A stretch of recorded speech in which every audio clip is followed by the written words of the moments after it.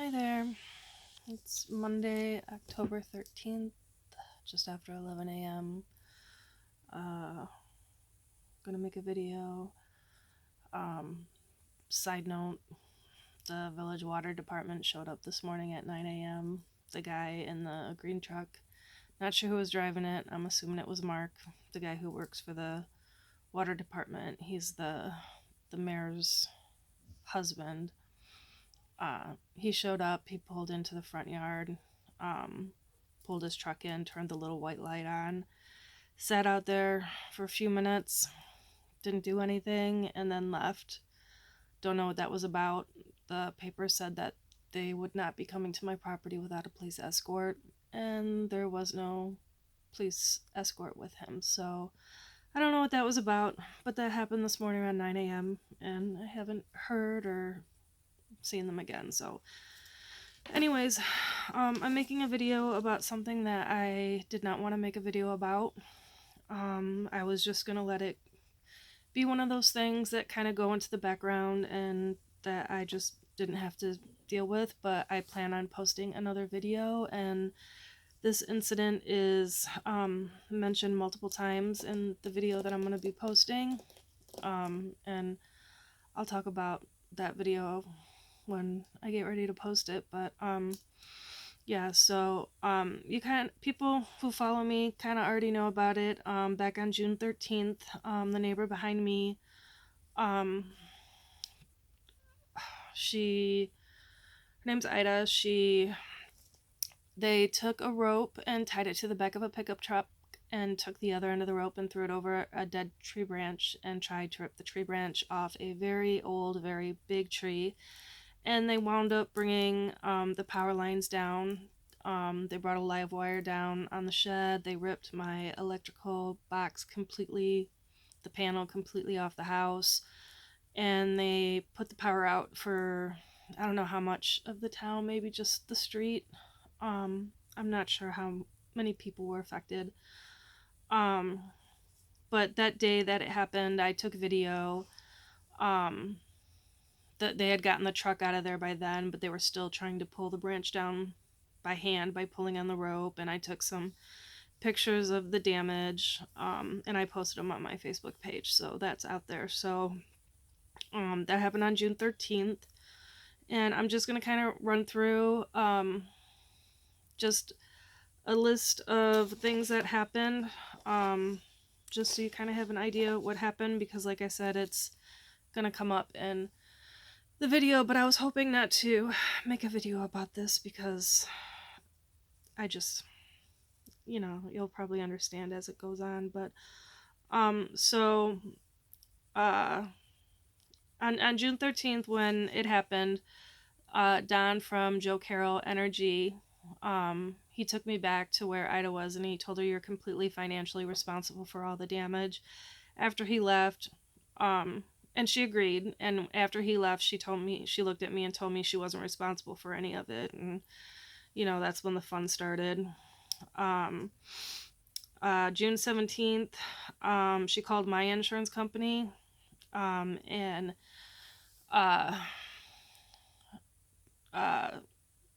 told them that I crap in my yard like a dog, that I was living on the property, in a shed, and just, all this stuff bad mouthing me. And they let her vent for a little while, and then they told her, because they had dealt with her before, and they told her, luckily I'm an honest person, so they told her that I was completely honest with them, and they already knew everything that she was telling them, which shocked the heck out of her because she wasn't prepared for them to know all this stuff. But they told her that they knew I was living on the property in a shed off grid using a composting toilet.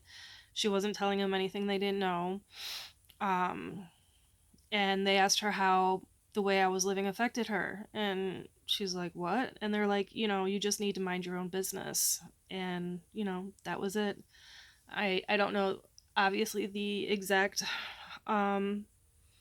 conversation. I wasn't privy to it, but yeah, no, my insurance, the people at the insurance agent's office basically told her to mind her own business, and my business was none of her business. And so, that was that. I did go over and try talking to her later.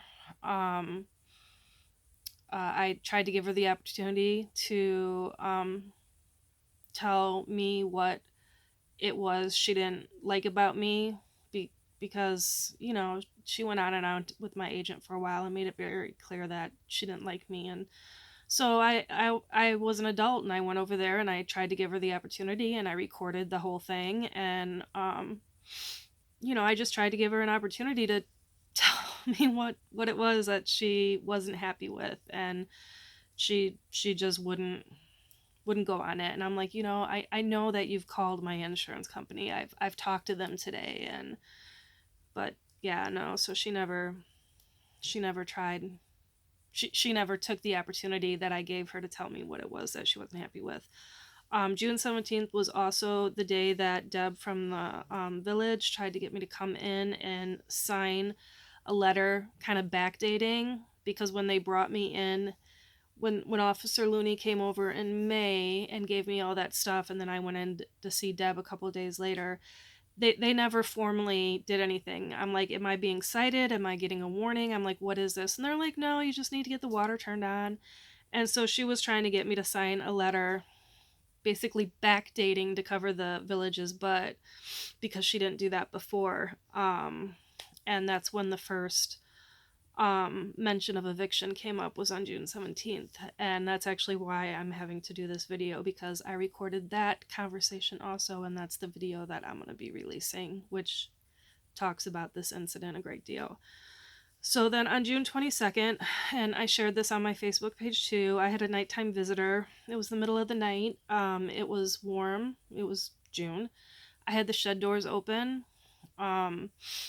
so the dogs could go in and out during the night and just do what they want to do. And in the middle of the night, and I don't even remember what time it was, they all just took off out of here, woke me up from a dead sleep. And you could hear somebody out there kind of like, and it sounded like a man's voice. And when I got up and went out there, I couldn't see anybody, because, I'm in the middle of the country and there's one street light, and, I couldn't see anything. But after that, people, just random stuff started happening. Like one of the plants that I bought, a clematis, disappeared. And, I'd have people at night walking by, taking pictures of people during the day. It's like I've become like a side, like in the freak show. People drive by, they gawk, they stop, they watch. Anyways, the day after that happened, Ida stopped by to check on me. Ida had never checked on me. I've been up here since January, and June 23rd was the first time she came to check on me. In fact, June 13th, when she brought the power lines down, that was the first time I had talked to her since I'd been up here. When I would walk Rainbow a couple times, I would say hello to her, and I was always the one to initiate contact. And then when she was mowing the yard, the alley between us, I would say hi, and I would ask how she was, but she never attempted on her own to initiate contact. So I thought it was extremely, people say there's no such thing as coincidence. So I don't think it was a coincidence that she happened to come and check on me the night after my unexpected visitor, especially since they left on foot. And there's not many places you can go out in the middle of the country if you leave on foot. So, but she came to check, see how I was. I happened to be mowing the lawn in the front yard. So, yeah, she was like all concerned, like, do you need a beverage? And then, telling me stuff about the insurance claim. But yeah, and, so then I had, and this event doesn't even, I'm not even talking about the craziness for the insurance claim, but Officer Looney on June 26th, he dropped off a Chadwick Police Department voluntary statement form. I'll have to post that. I took pictures of it before I submitted it. It's basically a written account of everything that was happening and the nighttime visitor and everything, that because I wanted to have it on file with the police department. So that was he dropped that off on June 26th, and then he came back and picked it up on June 28th. And uh, so I put that on file. I didn't know who it was, but I had brought up the claim with the neighbor with the electrical box and how everything was just, coincident. And I didn't know for sure if the two events were related, but it all started when, all that. Um, and I had during this period between a little after June 13th, when she ripped the box off, through the end of the claim, which ended on July 9th, I basically had to go back. She kept basically lying to me and stretching it out, and she told anybody in town who would listen that I brought down the wire, um, that it was me who did all this when it wasn't. And so I basically had to go around behind her and fix all of her lies. I had to figure out who her insurance agent was in Savannah, show up at his office, go in and talk to his assistant. He was on the phone with someone, and she's like, "I'm sorry, but our client has told us that you are responsible." And I'm like, "Well, you know what? I've got video of your client doing this, having a rope tied around her tree and trying to pull it off, and I've got photo evidence. And if you would like to look up my Facebook page and you could view it for yourself." And her, just deer in the headlights. And she's like, I didn't realize. Okay. And so realizing that their client lied to them and now being forced to have to deal with that. So they finally gave me the claim adjuster's information, and then I had to get in touch with the claim adjuster.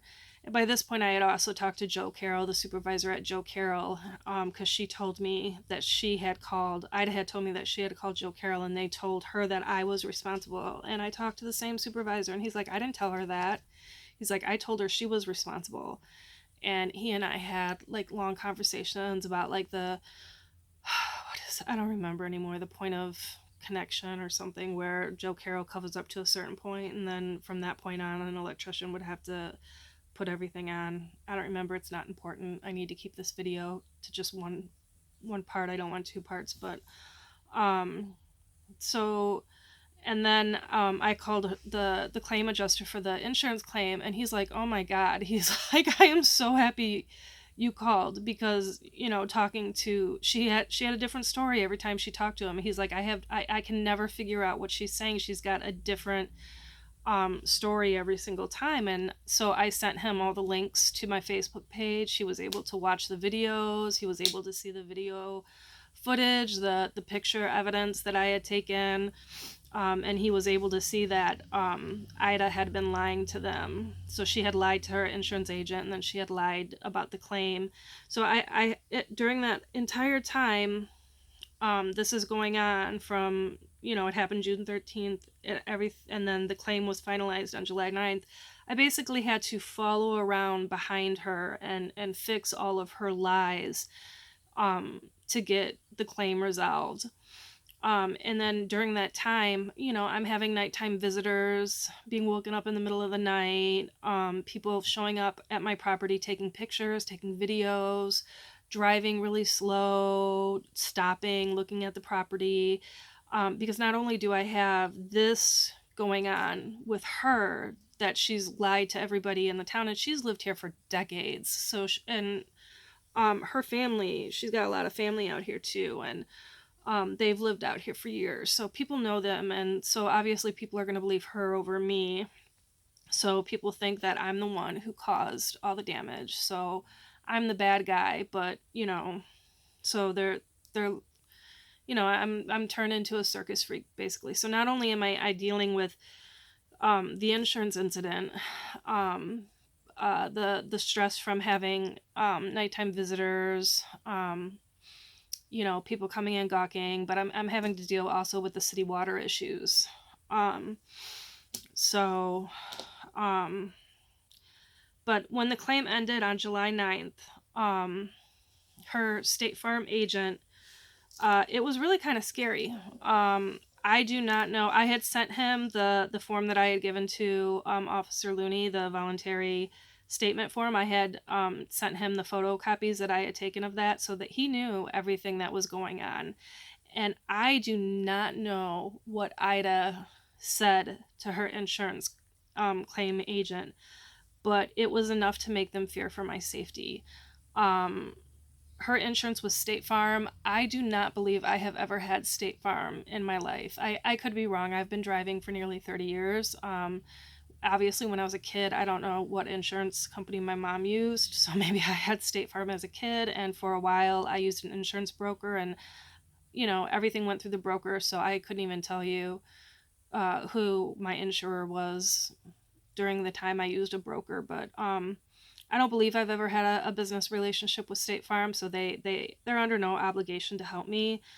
But the gentleman gave me a warning. He had said that they were her insurance agent in Savannah, which is just a couple towns away. He was going to have to sit down and have a little discussion with Ida and tell her that she needed to stop harassing me, stop doing the lies,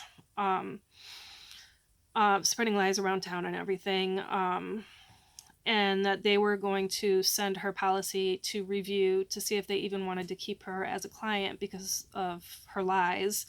I don't know what happened with that. It's none of my business. I don't know if she still has State Farm. I don't really care. Like I said, it's none of my business.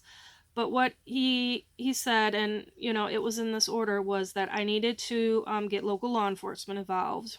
I needed to get a restraining order. I needed to get a home security system, motion sensor lights, doorbell camera, and he basically told me to do everything but get a gun. Maybe he thought because I live in the country I already had one, but I don't think so, because I think we talked about that. But yeah, he basically told me to get everything but a gun. And I was like, what is this woman capable of? What did she tell him? And obviously, he can't tell me what they talked about, but whatever it was, he was afraid for my safety from this woman. So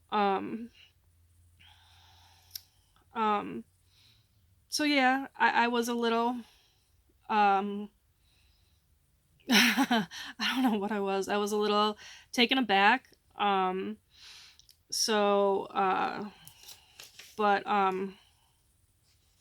yeah, I didn't know what to do. I looked into restraining orders, and I realized how serious they are. They go on your record.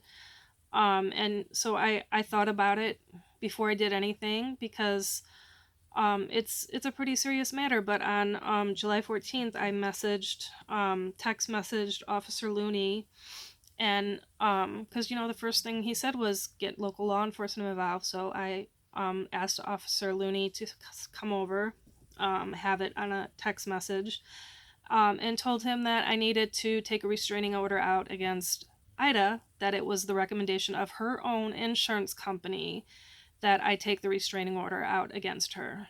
And I told him why, and he was already aware of everything that was going on. He was aware of all the lies that she was spreading. And when I asked him, about taking the restraining order, he asked me not to.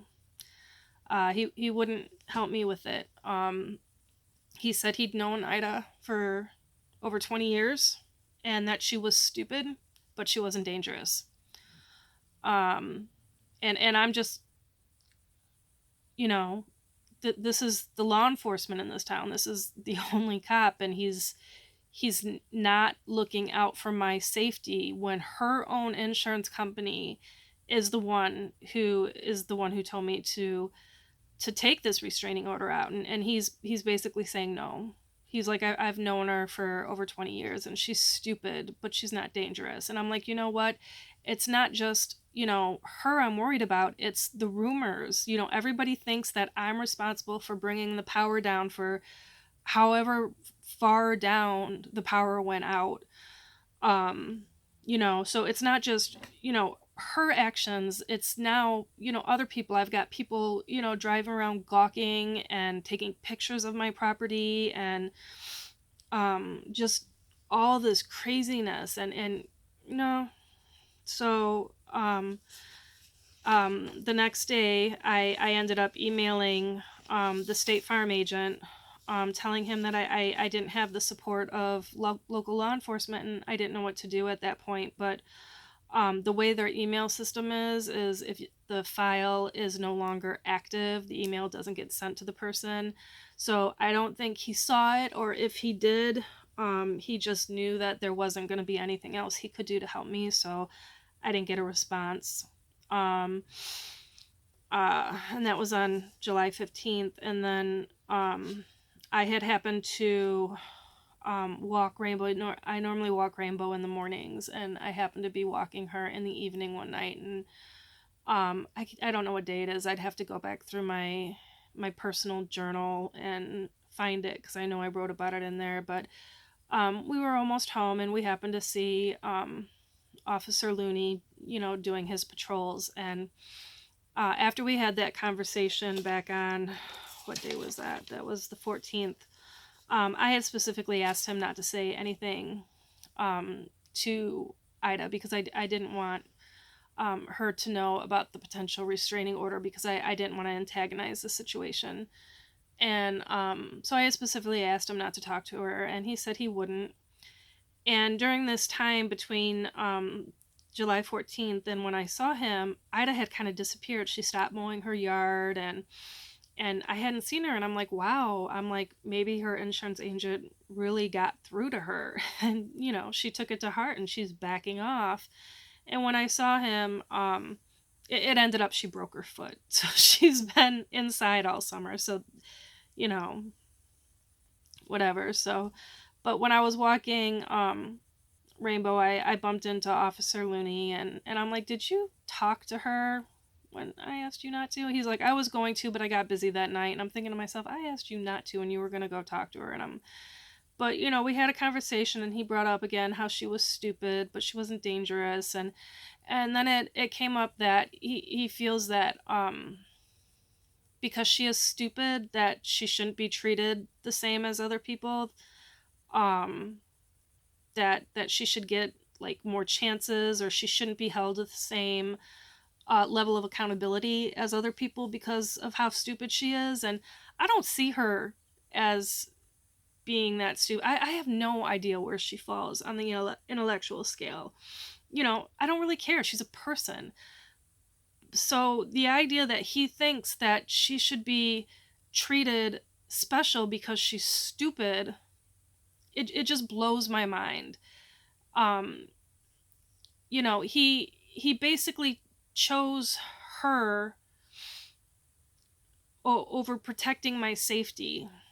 And I don't know what to do about that. And I happened to mention it, and I don't know what day. I could probably find out, but I brought it up to my own insurance agent. I told her about how he refused to help, and she's like, you need to go over his head. She's like, he has a conflict of interest. She's like, you need to go over his head. You need to inform that he did not do his job, and you need to take the restraining order out. And I have struggled with this all summer long, because I'm already the girl who supposedly craps like a dog in her yard. The city is up my butt. They're trying to evict me. um, I had to deal with that insurance claim, going around cleaning up her mess because she lied to everybody involved. Um, I had people showing up in the middle of the night, scaring the crap out of me. All these people around the house. And then the fear of what is my neighbor capable of, because the insurance agent was truly, when we talked, he was truly concerned about my welfare. Um, and telling someone to take a restraining order out is not something to be taken lightly. um so um so and to go over Officer Looney's head, he could face disciplinary action. It could be just a slap on the hand, or wrist, or whatever that phrase is, or it could be all the way up to termination. And so I would be the girl who supposedly craps in her yard, who brought the power line down. Who knows what other rumors are going around without me. The girl who's fighting with Village Hall, facing eviction, you know, for the water thing from the village. And then I'd be the girl who would take the restraining order out against the neighbor and possibly get the cop, the town cop, either disciplined or possibly fired. So, I had all of that weighing on my head. And I never took the restraining order out. And then I found out that she had broken her foot, and that was the reason that I hadn't seen her all summer. And at that point, I considered, and I actually went to the courthouse, and the guy, he's like, you need to go to this one place. It's out on Route 64. And I went out there, and on the door, it said that, they help with sexual assault and domestic violence. And I guess he assumed because I was a woman and they're asking for a restraining order that it was one of those two things, when it was nothing of the sort. So I went home and I never filed the restraining order. And now I'm glad that I didn't, because if I leave the area, a restraining order would follow Ida for, it would be on her record, the rest of her life. And if Officer Looney were to face any kind of disciplinary action, he'd have, that would be with him too. And I am actively trying to leave the area, so at this point I'm glad. But I basically put his well-being, his financial well-being, and his well-being over my well-being. So I chose to protect him rather than protect me, because I have no idea what my neighbor is capable of, or the rest of her family. But her insurance agent, made it very clear that I was possibly in danger. And it's something that I think about every day. And it's extremely traumatic for me, because I do suffer from PTSD and some mental health issues, because of back in May of 2001, there was an attempted murder thing that I survived. And it woke me out of a dead sleep in the middle of the night. And I walked into a bloody murder scene. My landlord was being murdered by her own daughter, and if I hadn't woken up when I did, I would be dead right now. And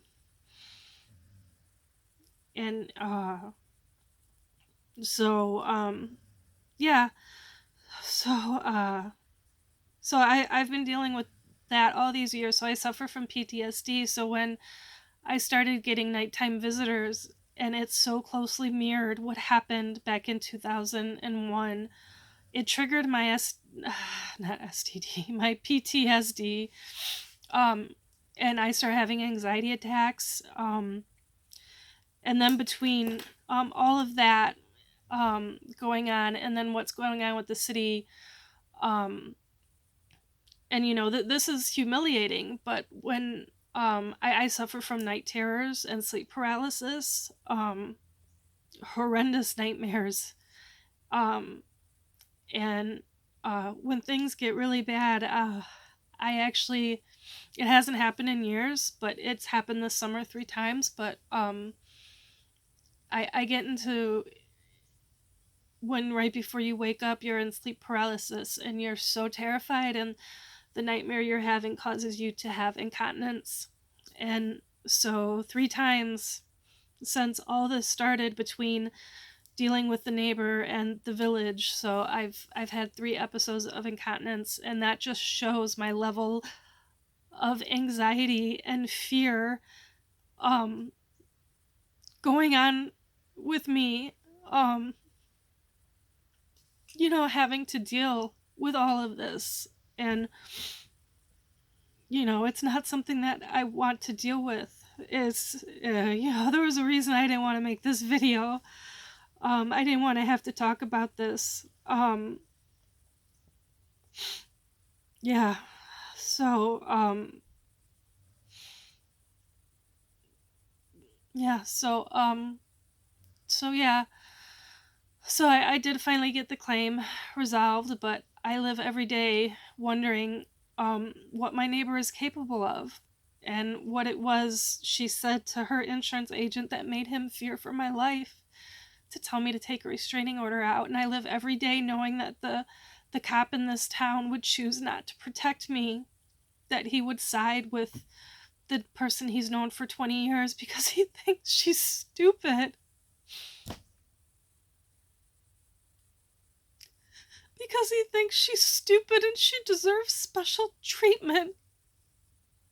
And I live every day knowing that I don't take a restraining order out and go over his head to protect him. I'm protecting him and his family and his livelihood because I have no idea if I go over his head if he would end up in trouble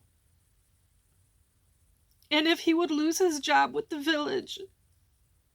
And taking the restraining order out would hurt the woman who would potentially hurt me, and I put their well-being above my own. All of this while having to deal with what the village is putting me through.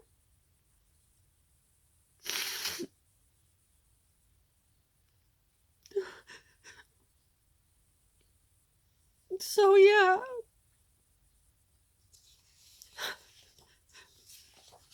So I live every day wondering what my neighbor is capable of, yet it doesn't stop me. Whenever I see her, I always talk to her and I ask how she is.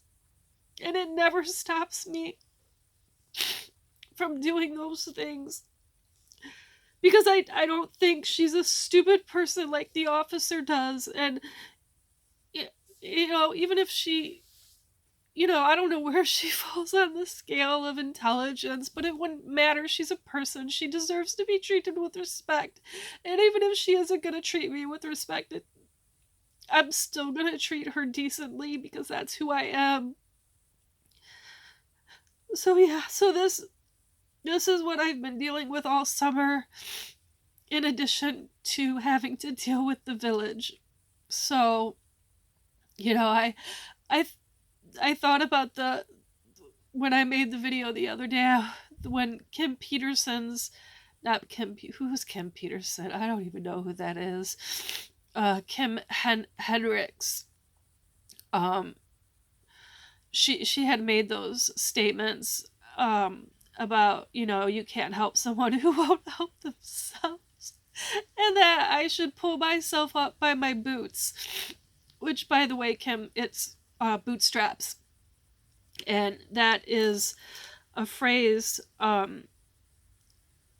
signifying an impossible task because you can't pull yourselves up by your bootstraps because you'd be levitating, and that defies the laws of gravity. So telling someone to pull themselves up by their bootstraps is basically telling them to do something that is physically impossible. So yeah,